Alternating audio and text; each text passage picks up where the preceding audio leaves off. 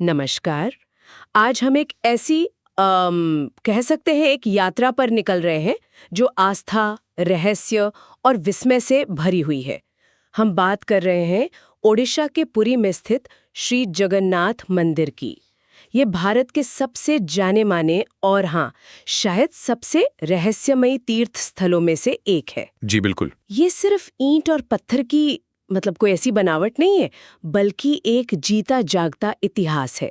यहाँ किंवदंतियां सच लगती हैं, चमत्कार तो जैसे रोज की बात हो, और कुछ ऐसी घटनाएं भी होती हैं जो आज की हमारी साइंस की समझ से भी परे हैं। सही कहा आपने। तो हमारे पास जो जानकारी है, जो स्रोत हैं, उनके आधार पर आज हम कोशिश करेंगे कि भगवान जगन्नाथ की कहानी, इस मंदिर से जुड़ी मान्यताएं, इसकी जो अनोखी बनावट है और वो अविश्वसनीय घटनाएं, उनकी गहराई में जाएं।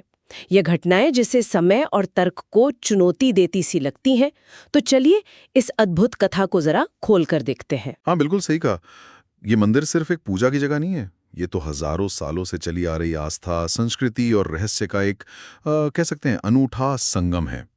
इसकी प्राचीनता और इससे जुड़ी जो हैरान करने वाली बातें हैं, वो इसे ना सिर्फ भारत में बल्कि पूरी दुनिया में एक जिज्ञासा का केंद्र बनाती हैं। यहाँ सच में आस्था और रहस्य जैसे एक साथ सांस लेते हैं। तो इस मंदिर की कहानी की शुरुआत होती है इसकी दिव्य उत्पत्ति से। हम्म जैसा कि स्कंद पुराण और दूसरे पुराने ग्रंथों में बताया गया है, कहानी है मालवा के राजा इंद्रद्युम्न की। वो भगवान विष्णु के बहुत बड़े भक्त थे। उन्हें एक सपना आया। जी। सपने में भगवान विष्णु ने खुद उन्हें निर्देश दिया कि वे उनके एक खास रूप जगन्नाथ के लिए पुरी में एक भव्य मंदिर बनवाएं। अच्छा। अब राजा इंद्रद्युम्न ये आदेश सुनकर बहुत प्रभावित हुए, लेकिन उनके सामने एक चुनौती थी। भगवान का वो रूप कैसा होगा, कहाँ मिलेगा? उन्होंने बहुत खोज की, अपने दूत भेजे जगह जगह, पर उन्हें उस मूर्ति का कोई सुराग नहीं मिला। वो काफी निराश होने लगे थे।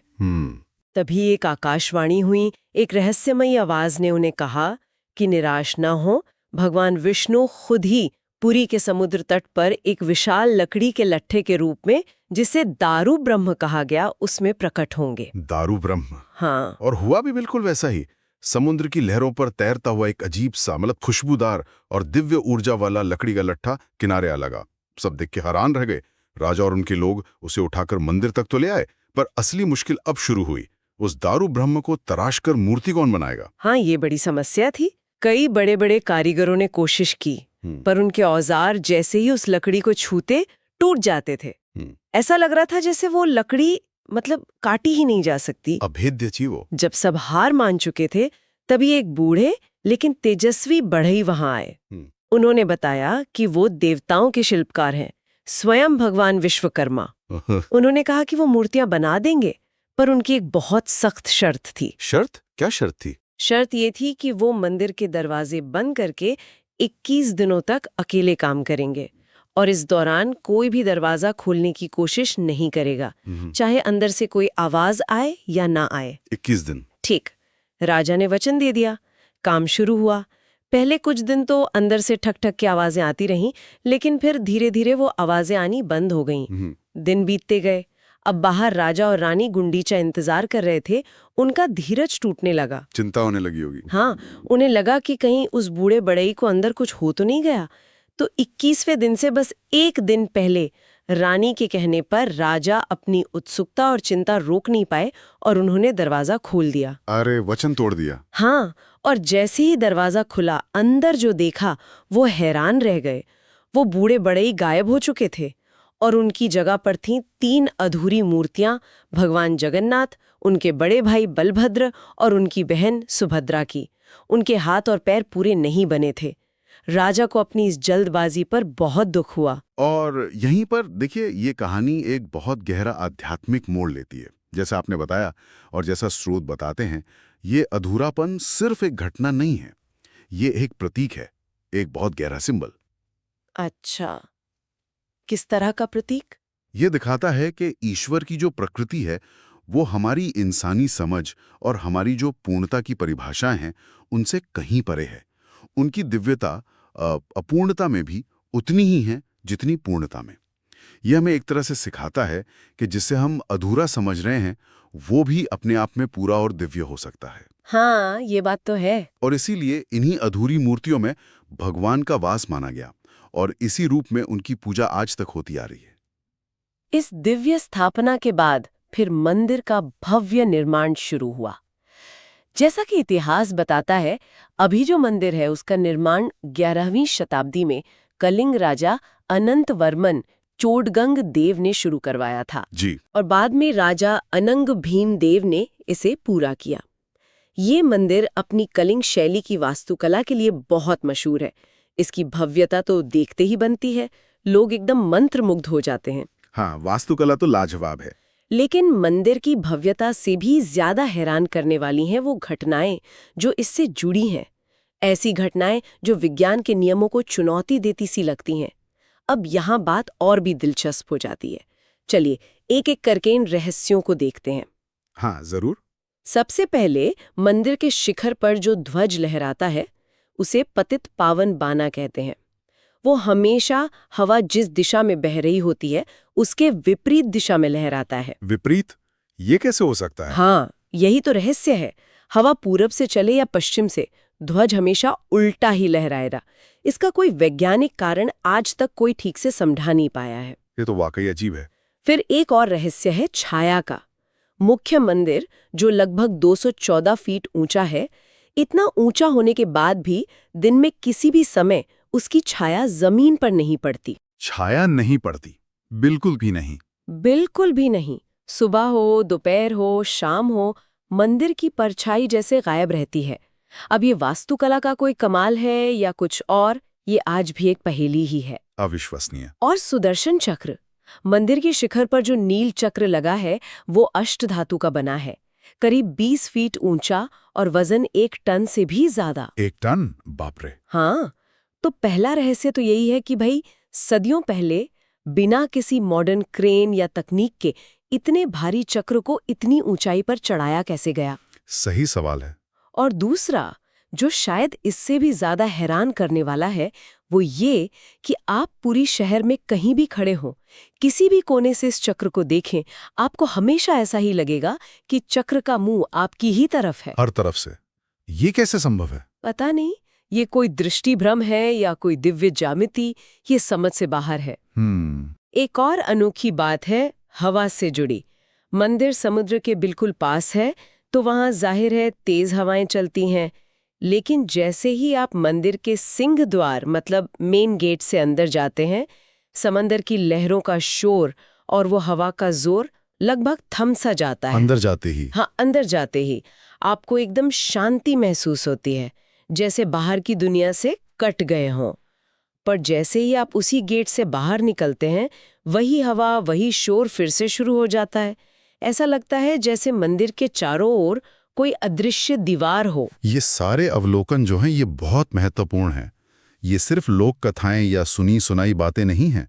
ये वो चीजें हैं जिन्हें हजारों लाखों भक्त और पर्यटक रोज महसूस करते हैं और ये सदियों से नोट की जा रही हैं। हाँ, बिल्कुल। ये रहस्य मंदिर के रोजमर्रा के जीवन का हिस्सा हैं। ये हमें सोचने पर मजबूर करते हैं कि क्या प्रकृति के नियम हर जगह एक जैसे लागू होते हैं या कुछ जगहों पर दिव्य इच्छा उन नियमों से ऊपर हो सकती है। ये उस सीमा पर सवाल उठाते हैं जहां हमारा तर्क रुक जाता है और आस्था शुरू होती है। इन वास्तुशिल्प और प्राकृतिक रहस्यों के अलावा मंदिर का एक और बहुत बड़ा चमत्कार है वहां का महाप्रसाद। पुरी मंदिर की रसोई को दुनिया की सबसे बड़ी और सबसे पुरानी रसोइयों में गिना जाता है। कहते हैं कि यहाँ रोज हजारों लोगों के लिए और खास मौकों पर तो लाखों भक्तों के लिए खाना बनता है। जी, रसोई तो अद्भुत है। और यहाँ खाना पकाने का तरीका भी एकदम अनोखा और पारंपरिक है। अन्न ब्रह्म कहते हैं इसे। मिट्टी की 7 हांडियों को एक के ऊपर एक रख देते हैं और नीचे लकड़ी की आग जलाते हैं।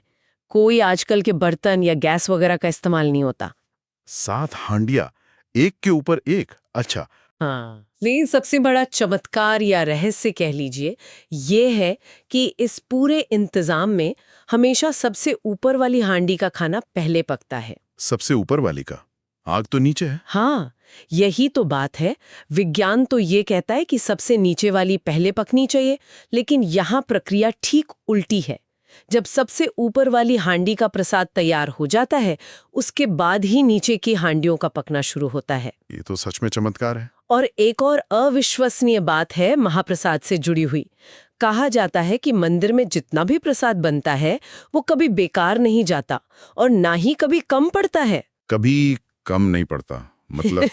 मतलब चाहे किसी दिन कुछ हजार भक्त आ जाए या अचानक लाखों की भीड़ आ जाए, प्रसाद हमेशा सबके लिए पूरा होता है और जैसे ही मंदिर के दरवाजे बंद होते हैं, प्रसाद भी खत्म हो जाता है।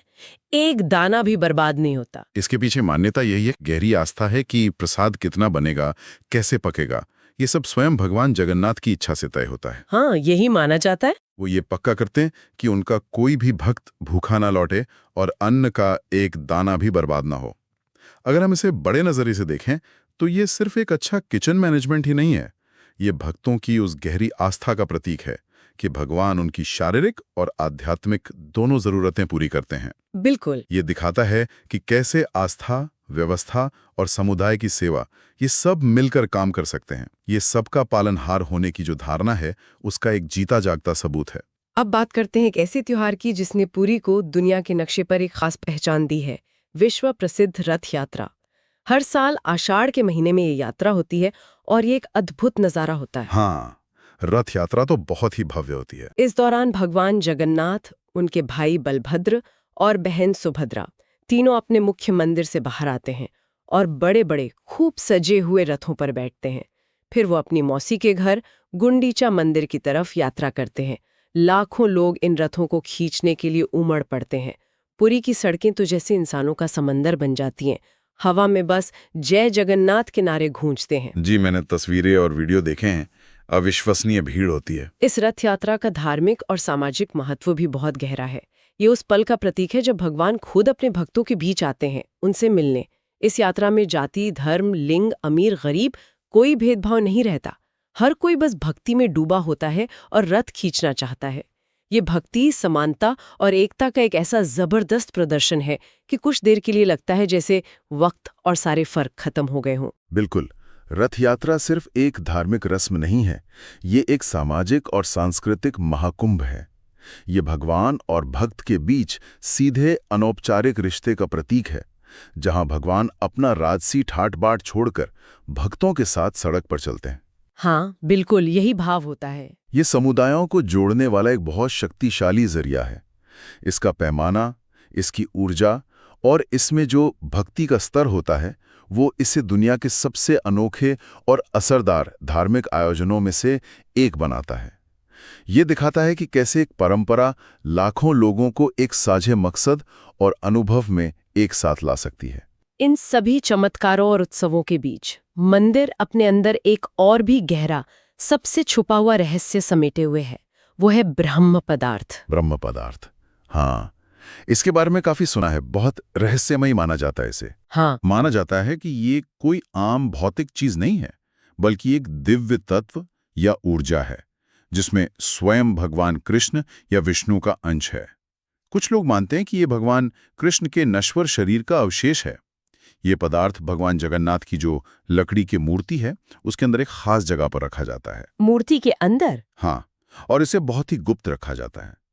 हर 12 या 19 साल में जब नव कलेवर होता है, मतलब जब पुरानी मूर्तियों को बदलकर नई लकड़ी की मूर्तियां बनाई जाती हैं, उसी समय कुछ खास चुने हुए सबसे वरिष्ठ पुजारी इस ब्रह्म पदार्थ को पुरानी मूर्ति से निकालकर नई मूर्ति में रखते हैं। अच्छा, नव कलेवर के समय? हाँ, और ये पूरी प्रक्रिया घोर अंधेरे में होती है, पूरी गोपनीयता के साथ।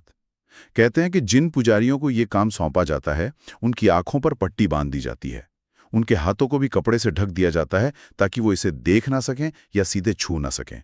वो सिर्फ महसूस करके इसे एक मूर्ति से दूसरी में डालते हैं। महसूस करके, बिना देखे? हाँ, और लोक मान्यता इतनी मजबूत है कि कहा जाता है कि अगर कोई इस ब्रह्म पदार्थ को देख ले तो उसकी तुरंत मौत हो जाती है। ये असल में क्या है, कैसा दिखता है, कैसा महसूस होता है, ये आज तक एक अनसुलझा रहस्य बना हुआ है। ये नवकलेवर और ब्रह्म पदार्थ की जो परंपरा है, ये सदियों से बिना किसी रुकावट के चली आ रही है। ये हमें याद दिलाती है कि आस्था की दुनिया में आज भी ऐसे गहरे रहस्य हैं जो शायद हमारी तार्किक या वैज्ञानिक समझ की पहुंच से बहुत दूर हैं। हाँ, ये बात तो है। ये परंपरा इस बात का प्रतीक है कि कुछ चीजें जानने या समझाने के लिए नहीं होती, वो बस मानने और महसूस करने के लिए होती हैं।